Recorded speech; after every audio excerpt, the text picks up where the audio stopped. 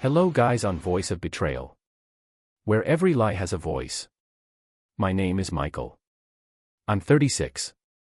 Emily and I have been together for almost 11 years, 9 of those as husband and wife. We have 2 children, our son, Ethan, who's 7, and our daughter, Alice, who just turned 4. If you had seen us on the street a month ago, you would have thought, there goes a happy family, mom, dad, 2 kids, all smiles. And maybe, you'd have been right. Or at least, it looked that way. We met back in college, both of us were economics majors. I was a completely different person back then, skinny, messy-haired, wearing stupid t-shirts that said things like, Control+C my life. And Emily, she was one of those people you just notice. Not because she was the most beautiful girl in the room, though she was beautiful, but because she had this untouchable kind of ease about her. Like she was walking through life with a breeze at her back, never feeling the weight of it. I fell for her, completely, deeply. And for a long time, I believed she loved me just as much. We got married 2 years after graduation. Money was tight, but our dreams were endless. We lived in a small rental apartment, slept on a mattress on the floor, and ate frozen dumplings drowned in too much mayonnaise. And we were happy. Now, we live in a 2-story house in a quiet suburban neighborhood. 2 cars. A renovated kitchen with under-cabinet lighting. Everything we were told would mean success. But happiness, somewhere along the way, it just faded out. Then came Friday. A few weeks ago, I realized it had been forever since we'd gone out, just the 2 of us. Everything had become about the kids, work, and chores. So I thought, why not surprise her? Drop the kids off at my parents' for the weekend and recreate one of our old date nights, something we used to do, back when we still laughed without effort. I called my mom ahead of time. She was thrilled. Of course, bring them. We miss them like crazy. I made a dinner reservation at the same restaurant where we'd celebrated our anniversary 3 years ago. I even remembered the little things, how Emily drank white wine that night and couldn't stop talking about the pumpkin cream soup. That Friday morning, I woke up feeling good. Honestly, I missed her. I missed the real Emily, the one who used to laugh at my dumb jokes, put her hand on my chest during movies, and curl up next to me after a bad dream. At 8:30 a.m., I loaded the kids into the car and headed out. The drive was easy. The kids sang in the back seat, full of energy. I dropped them off at my parents', told them I'd be back Sunday, and turned right around to head home. I was excited. For the first time in ages, I actually felt a flicker of anticipation. I even stopped to buy her flowers, something I hadn't done in months. At 12:26 p.m., I turned onto our street. And I saw it. A truck, gray Toyota Hilux, parked directly in front of our house. Not in our driveway. Just at the curb. At first, I figured it must belong to a guest visiting one of the neighbors. That wasn't unusual. But then I noticed the windows, fogged up. The engine off. No one inside. I didn't pull into the garage. I didn't want to ruin the surprise.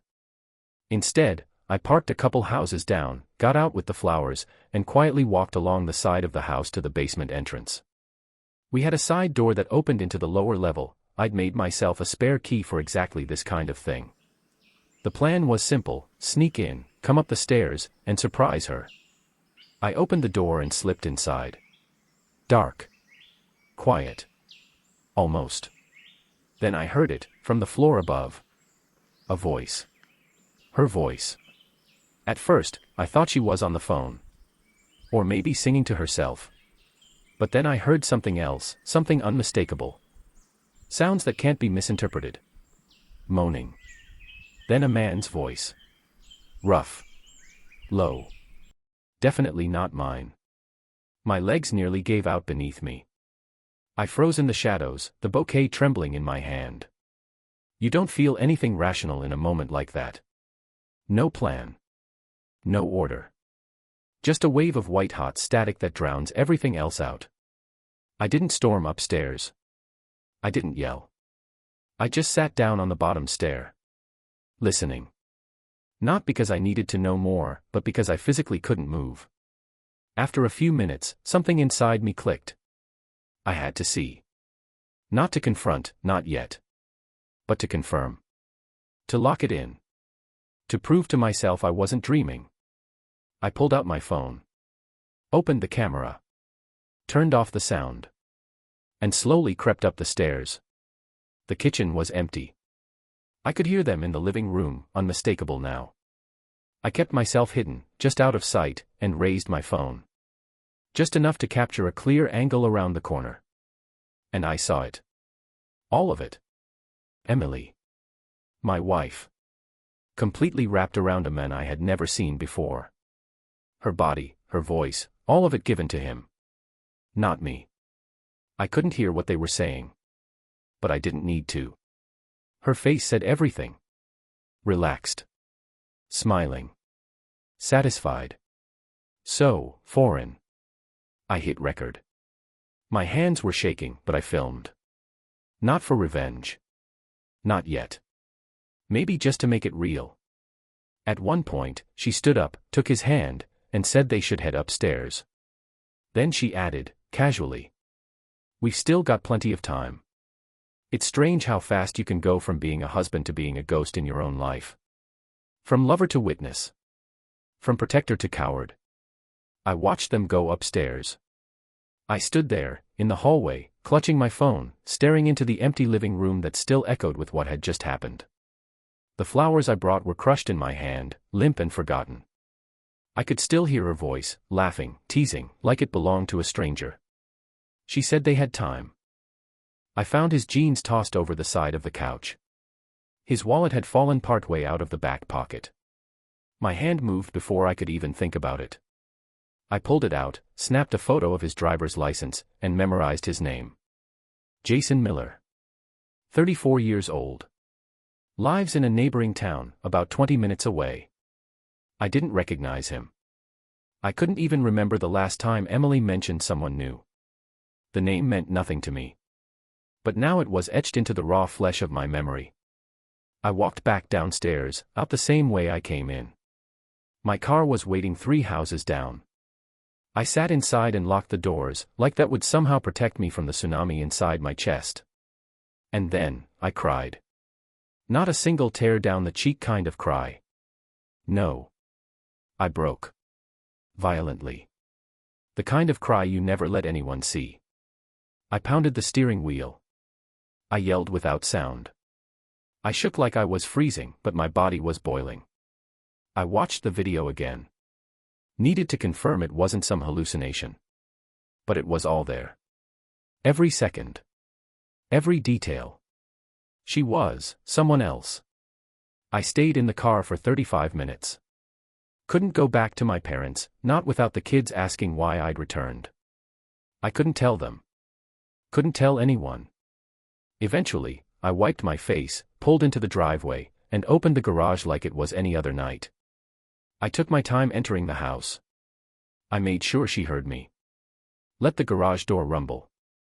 Slammed the door to the kitchen. Put my keys noisily in the bowl by the fridge. She came down a minute later, flustered, wearing a robe and acting startled. "Michael. What are you doing home so early?" Her voice had a slight tremble. Or maybe I just imagined it. I wanted to believe she was afraid, that she knew what I'd seen. I forced a smile. Surprise. I dropped the kids off early so we could have a night out. Just the 2 of us. She blinked. For a fraction of a second, I saw panic in her eyes. But then she recovered like a professional liar. "Really? Oh, wow, okay," she smiled, walking over and kissing me on the cheek. "I was just about to take a bath. Let me get dressed and we'll go." She poured us both a glass of wine. Said we should pregame a little before dinner. She acted excited. Flirty, even. I don't think I said more than 10 words. We sat down in the living room. That same room. The couch still warm from her infidelity. She leaned in. Kissed me. Whispered something obscene in my ear. I saw movement behind her. A shadow near the hallway, someone sneaking down the stairs, heading for the basement. I saw the outline of Jason Miller. I said nothing. I let her continue touching me, like nothing was wrong. My mind had left my body. I was watching myself from above, disgusted, detached, dead. I was cheating on myself just by being there. The next morning, she made coffee like always. French vanilla creamer. Light roast. Toast with too much butter. She hummed while washing dishes. I watched her from the hallway. Everything about her seemed the same. But it wasn't. The Emily I married would never have done this. Which meant, she was already gone.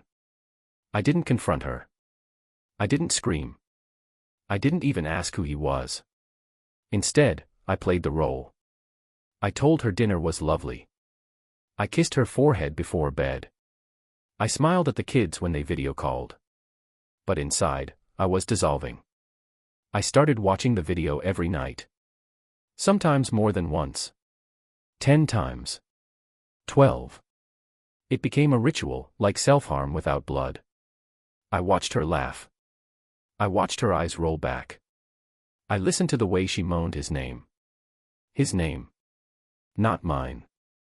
Every time I hit rock bottom, I reached for that video again, as if seeing it again would give me the strength to finally act. But it didn't. It just deepened the pit I was in. I stopped eating regularly. I slept in short bursts, often waking up soaked in sweat, convinced I heard her whispering to someone on the phone downstairs. I started noticing things I hadn't before. The second phone charger on her side of the bed. The extra receipt in the laundry from a bar we'd never been to together. The way she smiled at texts she never let me see. Everything had a double meaning now. Every word from her lips was a possible lie. A week later, I drove to Jason's address. I didn't knock. Just parked across the street and watched. He lived alone, it seemed. Small one-story home, neglected lawn, beat-up grill on the porch. I watched for an hour. Nothing. I came back the next day. And the next. I wasn't sure what I was looking for. Maybe I wanted to catch them together again. Maybe I wanted to confront him. Maybe I just wanted to feel something that wasn't pure numbness. At night, I Googled everything I could about him. Found his LinkedIn. He worked IT at some mid-sized tech firm. No wife. No kids. A few blurry photos on Facebook from bars and tailgates. And one of him standing with Emily at a company Christmas party. She'd said it was just some boring charity gala last December. I should have seen it. I should have known. Betrayal doesn't hit you all at once. It spreads, like rust in the mind. Quiet. Creeping. Permanent. I started cataloging her life. Not because I wanted to, but because I couldn't stop myself. I'd wake up at 5 a.m., 2 hours before she did, just to check her phone while she slept. She used a 6-digit passcode. Same as her birthday.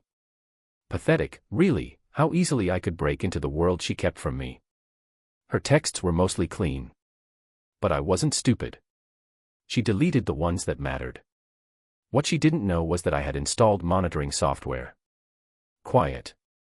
Invisible. I'd get copies of her call logs and texts routed to my laptop. I even added a GPS tracker to her car, magnetic, hidden behind the rear wheel well. I became someone else. Someone I wouldn't have recognized 2 months ago. And she went on smiling. Laughing. Cooking. Loving. As if nothing had happened. Maybe that's what made it worse, the normalcy. The fucking ease with which she lived beside me, never flinching, never breaking character. Was I ever that easy to deceive? She started going to the gym more often. That part killed me. Because for years, I was the one asking if she wanted to join me on runs. On hikes. Anything. But she always said she was tired. Busy. Didn't feel like it. Now she was hitting spin class twice a week. Stress relief, she said. Sure. I followed her once. Kept my distance. Parked across the lot. She wasn't going to spin class. She met him. Jason. His truck was waiting outside a rundown motel off Route 8. They didn't even try to hide it. She walked right into his arms like it was the most natural thing in the world. Kissed him like she hadn't seen him in years, not just the 3 days since he snuck out our basement. They went inside. Room 14. I sat in the car for 52 minutes. I didn't cry this time. Didn't scream. I just watched the clock. When she left, she stopped at the gas station, bought a smoothie, and came home smiling. Kissed me at the door like she'd missed me. That was the moment I knew I couldn't live like this much longer. I began keeping a journal. Not one made of paper. I wasn't stupid. A hidden file on a flash drive, encrypted. Inside it, timestamps, photos, GPS records, video captures. Like I was building a case.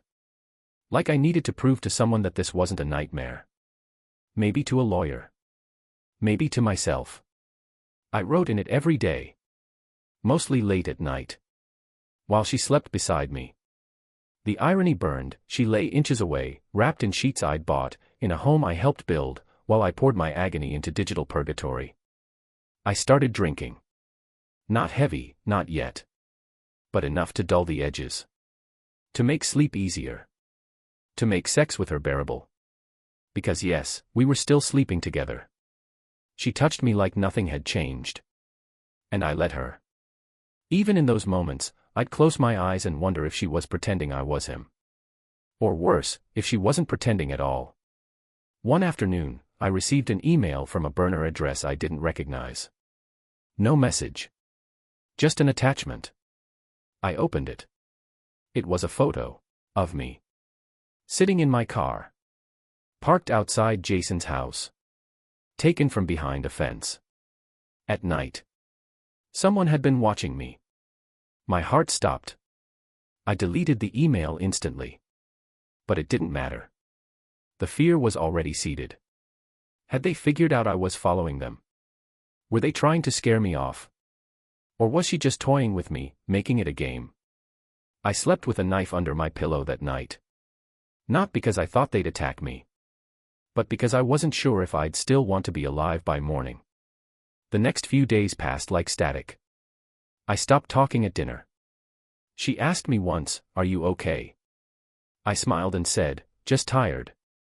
She leaned in and kissed my cheek. "I love you, you know that." I don't know what stopped me from laughing in her face. I started planning. Not revenge.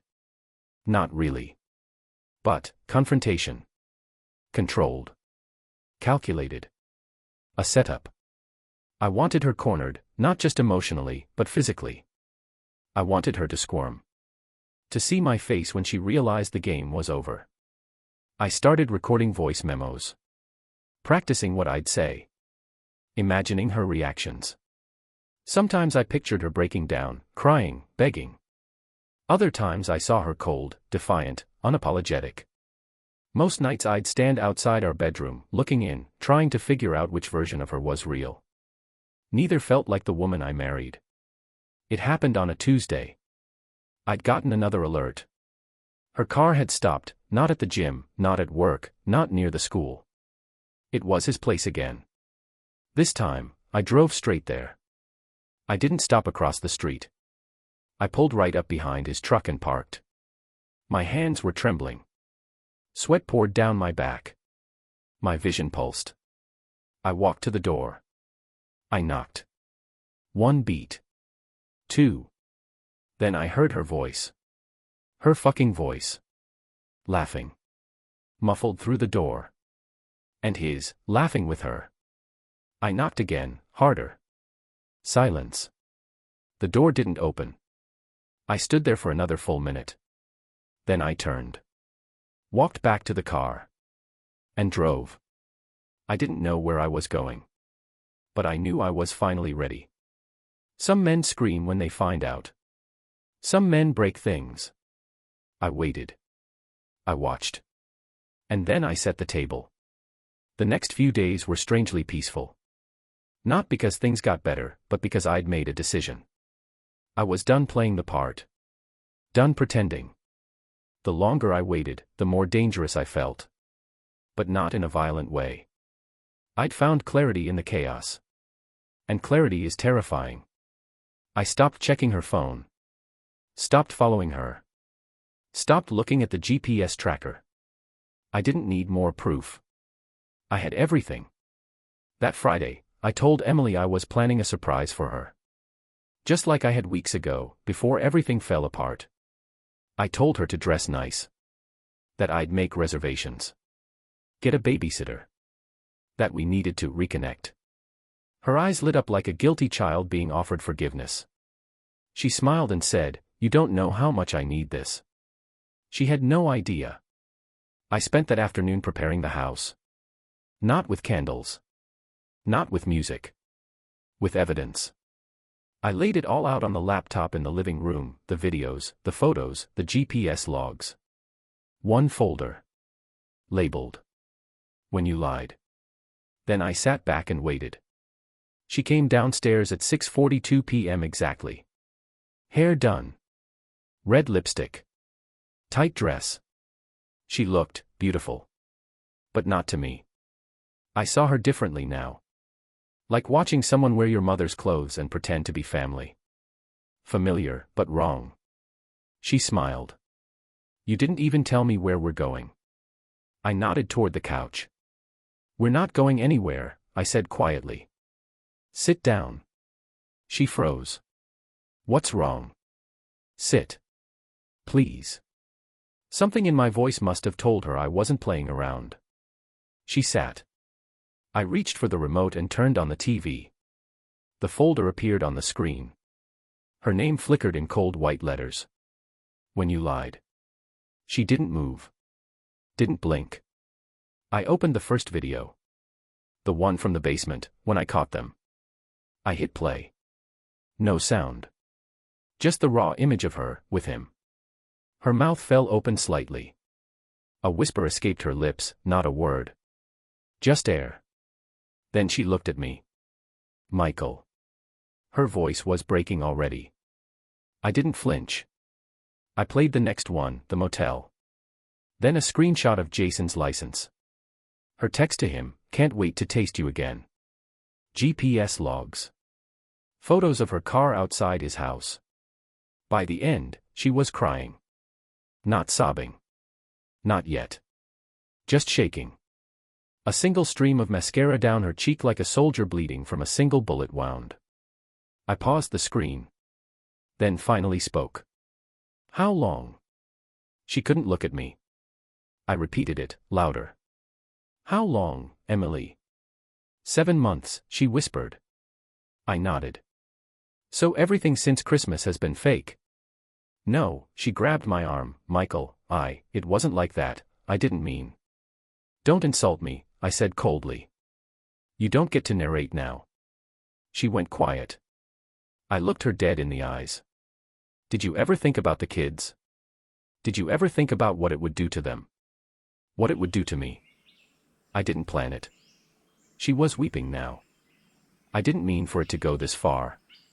I thought we were drifting, I felt invisible, and then you fucked someone in our living room." Silence. "I didn't mean to hurt you," she sobbed. I stood up.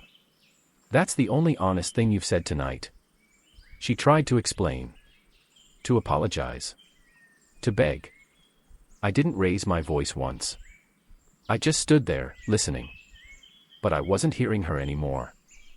I'd already made peace with something she hadn't realized yet. I was done. Not just with the marriage. With her. She said she could change. She'd cut contact. Go to therapy. Anything. She swore she still loved me.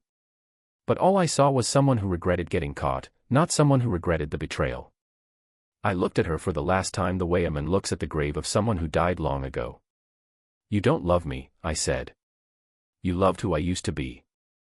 And I loved a version of you that never existed." She broke. Slumped to the floor, sobbing like a child. I walked upstairs. Packed a single bag. Laptop. Chargers. The flash drive. I went back downstairs, stepped over her shaking form, and opened the front door. "You're not going to tell the kids?" She whispered, still on the floor. I paused. "No," I said. "Not yet. But I will." When they're old enough to understand the difference between a mistake and a choice. Then I walked out. I moved into a small rental 2 towns over. Told the kids I was traveling for work. I kept my voice steady on the phone with them. Told them I loved them. That they weren't the reason for anything. That I missed them. Every single word was true. At night, I lay in a half-empty room, replaying everything over and over, not just her betrayal, but all the blind spots I'd ignored. The sexless months. The way she never touched me first. The way she kept her phone face down. The half-truths I wanted to believe. It's been 4 weeks since that night. I haven't watched the video again. Not once. The file still exists. I don't open it. But I don't delete it, either. It's not for revenge. It's not for leverage. It's a scar, permanent, invisible, and real. I don't know what comes next. I don't know if I'll ever trust someone again. But I do know this. Sometimes, the most powerful thing a man can do is leave quietly and never come back.